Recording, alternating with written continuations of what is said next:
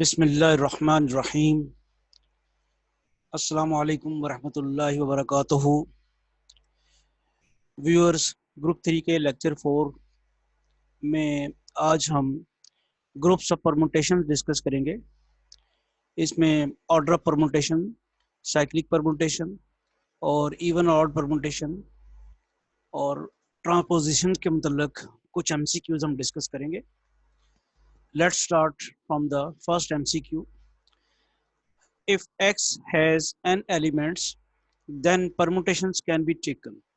अब n factorial, अगर किसी सेट में एलिमेंट्स की तादाद n है तो ये आप सबको पता है कि नंबर ऑफ परमुटेशन जो बनेगी वो n फैक्टोरियल बनेगी। Keeping this formula in mind, we just apply it. If x has 2 elements, then the number of permutations on x is 2 factorial, obviously, that is 2. If x has 3 elements, then the number of permutations on x is obviously 3 factorial, which is 6. If x has 4 elements, then the number of permutations 4 factorial, 24. If x has 5 elements, then the number of permutations on x is 5 factorial, which is 120. The number of permutations on x, अब obviously ये set के elements की तादाद 4 है, 4 factorial आएगा तो 24 होगा। The identity permutation is, अब देखें जब हम परमुटेशन लिखते हैं तो हम ऊपर डोमेन के एलिमेंट्स लिखते हैं और नीचे को डोमेन के। और परमुटेशन आपको जैसे मालूम है कि वो एक बाइजेक्टिव फंक्शन होती है जिसमें सेट की डोमेन और रेंज एक ही सेट होता है। यानी यहाँ पे x जो है वो 1 2 3 है जो कि डोमेन है इस परमुटेशन की, और रेंज भी वही है, x जो है वो भी 1 2 3 है। परमुटेशन लिखने का जो तरीका है वो ये होता है कि हम ऊपर तरतीब से लिखते हैं, डोमेन के एलिमेंट्स हम एक तरतीब से लिखते हैं 1 2 3, फिर उनके इमेजेस जो होते हैं वो लिखते हैं नीचे। जाहिर बात है उनमें तो कोई तरतीब नहीं आएगी, वो तो 1 का इमेज अगर 3 है तो 3 आएगा। जैसा कि इस परमुटेशन में 1 का इमेज 3 है, 2 का 2 है और 3 का 1 है। तो आइडेंटिटी परमुटेशन में जो एलिमेंट डालते हैं उसका इमेज भी वही आता है। तो फिर आपको नजर आ रहा होगा सी पार्ट, 1 का इमेज 1, 2 का इमेज 2, 3 का image 3. That's why this is an identity permutation. Now look at here, alpha is a cyclic permutation of the set 1 2 3 4, then alpha square ये। अब ये cyclic permutation का मीनिंग क्या है? 1 का इमेज 2 है, 2 का 3 है, 3 का 4 और 4 का 1। ये तो होगी परमुटेशन अल्फा। इसकी मदद से हमने अल्फा स्क्वायर फाइंड करना है। तो थोड़ी सी एक्सप्लेनेशन यहाँ पे करते हैं। अल्फा आ गया 1 2 3 4। अब ये 1 2 3 4 को हम परमुटेशन में लिखेंगे कैसे, साइक्लिक परमुटेशन को? हाँ जी, 1 का इमेज 2, 2 का 3, 3 का 4, 4 का 1। As I earlier told you, just write 1 2 3 4 in order in first row of the permutation, और जो सेकंड रो होगी उसमें उनके इमेजेस आएंगे। यहाँ पे नजर आ रहा है 1 का इमेज 2 है तो 1 का इमेज 2 हो गया, 2 का 3 है 2 का 3 हो गया, 3 का 4 है 3 का 4, और 4 का आगे वापस 1 आएगा। तो ये तो होगी साइक्लिक परमुटेशन। अब अल्फा लिख लिया तो अल्फा स्क्वायर कैसे कंप्यूट करना है? अल्फा स्क्वायर जाहिर बात है इस परमुटेशन का स्क्वायर है। इस परमुटेशन की इसी के साथ प्रोडक्ट लेंगे। ये मैंने अल्फा 2 दफ़ा लिख लिया, ये अल्फा और ये भी अल्फा। अब यहाँ ज़रा आपको समझना चाहिए कि परमुटेशन की प्रोडक्ट कैसे ली जाती है। 1 का इमेज 2 है, यानी इसको प्रोडक्ट लेने से पहले आप ये कर लें कि डोमेन के एलिमेंट्स लिख लें आप। 1 2 3 4 ये आपने डोमेन के एलिमेंट्स लिख लिए। अब चलते हैं उस स्टेप पे कि 1 का इमेज 2 है और इधर देखना है 2 का इमेज क्या है। 1 का 2 और 2 का 3, यानी 1 फिर कहाँ पे गया? 3 पे, 2 से होता हुआ 1 पहले 2 पे और 2 फिर 3 पे, तो 1 जो है वो 1 के नीचे फिर क्या आ जाएगा? 3। रिपीट करता हूँ, 1 का इमेज 2 था, 2 का 3 था, तो 1 के नीचे फिर 3 आ जाएगा, यानी 1 का इमेज प्रोडक्ट में 3 बनेगा। लाइकवाइज 2 का इमेज 3 है और इधर 3 का क्या है? 4, तो 2 के नीचे क्या आ जाएगा? 4, यानी 2 का इमेज 4 बन जाएगा। 3 का इमेज 4 है, 4 का इमेज 1 है, लिहाजा 3 का इमेज 1 आ जाएगा, 3 जाएगा 1 पे थ्रू 4, 3 का इमेज 4, 4 का 1, तो ये आपके पास 3 के नीचे 1 आ गया। फाइनली 4 का इमेज 1 और 1 का इमेज 2, तो फिर 4 का इमेज जो है वो 2 आएगा वाया 1, 4 का 1 और 1 का 2, ये आपके पास अल्फा स्क्वायर आया। अब इस वर्किंग को देखते हुए हम देखते हैं कि आंसर जो हमारा सी पार्ट है। The order of the permutation 1 2 3 4 5 is, अब ये भी आप देखें ये एक 1 2 4 5 है, तो ये एक साइक्लिक परमुटेशन है जिसकी लेंथ 4 है, क्योंकि 1 से लेके 2, 2 से 4, 4 से 5 और 5 से 1। तो इसके लिए एक रिजल्ट हमारे पास मौजूद है, वो पहले लिख लेते हैं ताकि आंसर तक पहुंच सके हम। The order of a cyclic permutation of length n is n, ऐसी साइक्लिक परमुटेशन जिसकी लेंथ n हो उसका ऑर्डर भी n होगा। अब ये साइक्लिक परमुटेशन है 1 2 4 5 और इसकी लेंथ 4 है, तो इसका ऑर्डर जो है 4 होगा। अब यहाँ एक क्वेश्चन रेज होगा कि एक आम परमुटेशन जो साइक्लिक नहीं है उसका ऑर्डर कैसे निकालेंगे। पहले अब परमुटेशन के ऑर्डर का मतलब पता है आपको? परमुटेशन के ऑर्डर का मतलब है कि इसकी बार बार इसकी प्रोडक्ट ली जाए और जब इसकी पावर ऐसी आ जाए जहां पे ये आइडेंटिटी परमुटेशन बन जाए तो फिर हम उसे कहेंगे ये उसका ऑर्डर है।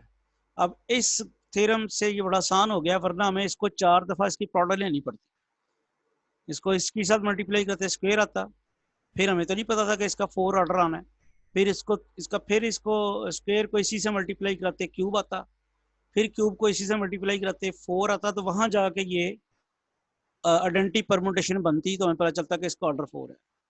इस मुश्किल काम से हमें इस थ्योरम ने बचा लिया। वो कहता है कि जस्ट आप इसकी लेंथ फाइंड कर लें और लेंथ जो है वो उसका ऑर्डर होगा।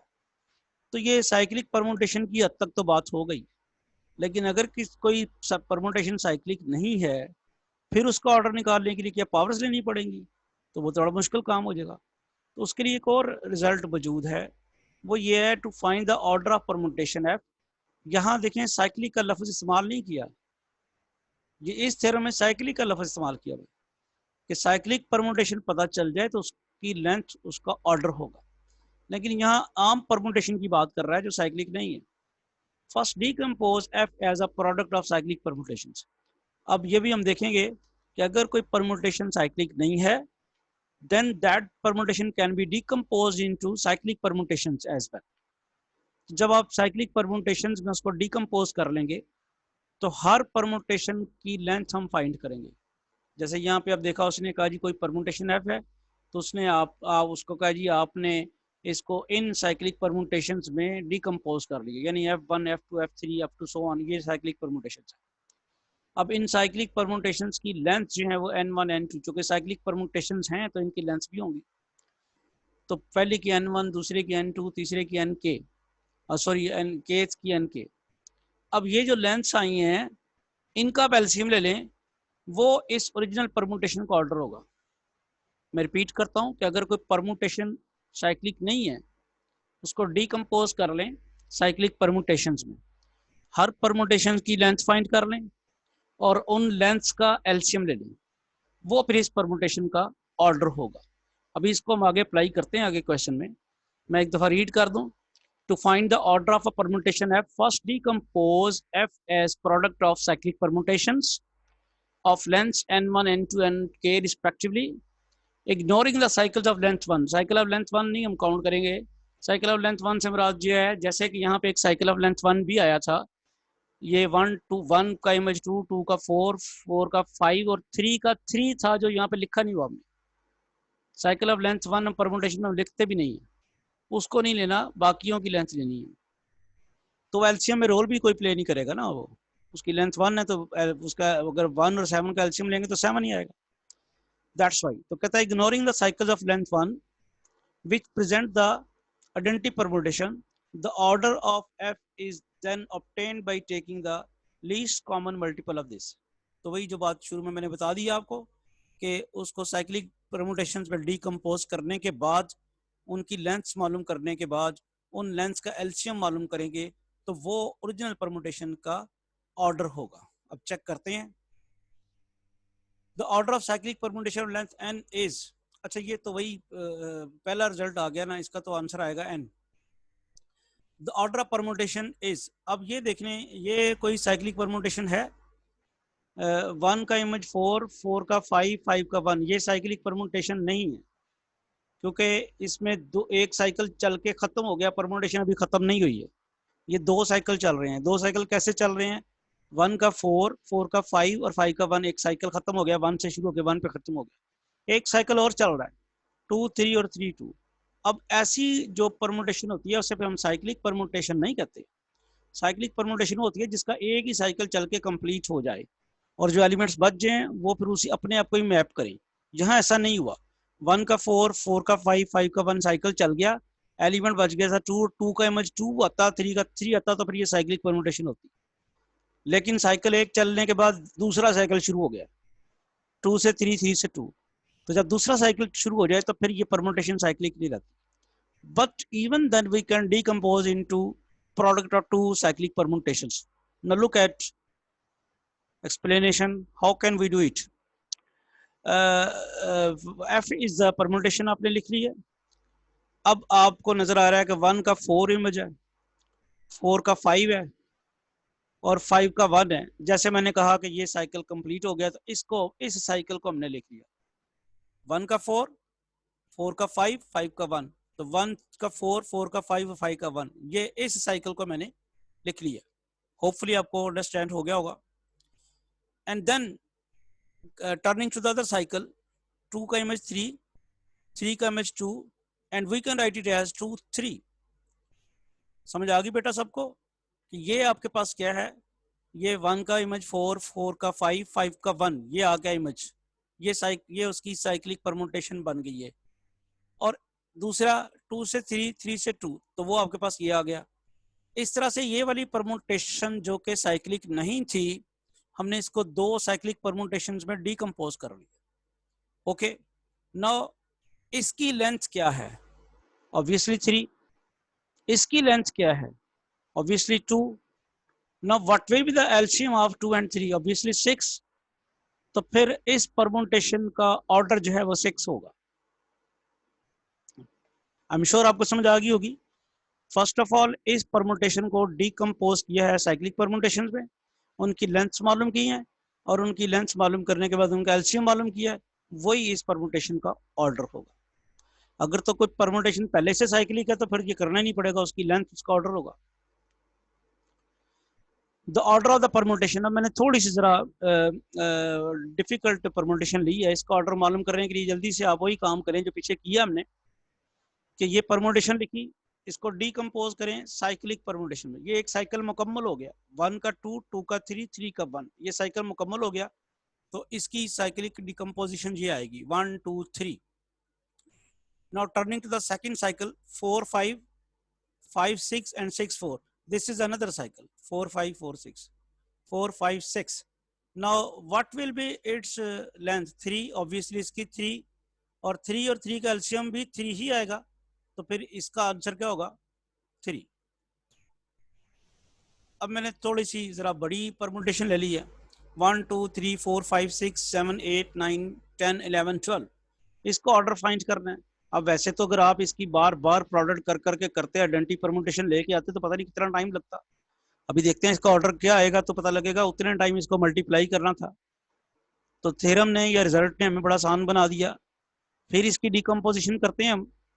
परमुटेशन लिखी, 1 का इमेज 2, 2 का 3, 3 का 4, 4 का 1, एक साइकिल मुकम्मल हो गया। 1 से स्टार्ट होके 1 पे जैसे ही पहुंच गए आप, साइकिल मुकम्मल हो गया।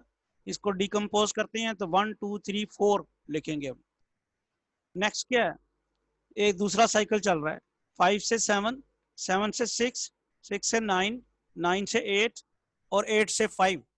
second cycle is also completed here, starting from 5 ending at 5, cycle is completed.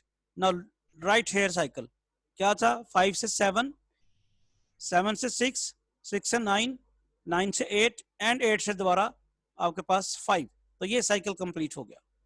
now what about the third cycle? 10 to 12 and 12 to 10 another cycle is completed and write here the other cycle. ये identity permutation जैसे पीछे result में कहा कि ये लिखने की जरूरत नहीं है, ये नहीं हम लिखेंगे। 11 ने 11 को ही मैप किया है, ये आइडेंटिटी परम्यूटेशन है, आइडेंटिटी आ जाती है, ये इसको हम कहेंगे साइकिल ऑफ लेंथ 1, उसको नहीं लिखेंगे। नहीं जी, ये तीन हमने इसको डिकम्पोज जब किया है तो 3 साइक्लिक परम्यूटेशन में डिकम्पोज हुई है। अब इसकी लेंथ नजर आ रही है 4 है, इसकी लेंथ क्या है 5 और इसकी लेंथ क्या है 2। अब इनका एलसीएम लेते हैं जरा, 4, 5 एंड 2 का एलसीएम 20, तो फिर इस परम्यूटेशन का ऑर्डर जो है वो 20 होगा। अदरवाइज आपको इसको 20 टाइम्स मल्टीप्लाई करना पड़ना था, तब इसका आइडेंटिटी परम्यूटेशन आनी थी। तो यहाँ से अभी वो क्वेश्चन पूछ भी ऑर्डर के बाद, ऑर्डर के अलावा आइडेंटिटी परम्यूटेशन का भी पूछ सकता है। होपफुली ये आपको समझ आ गई होगी।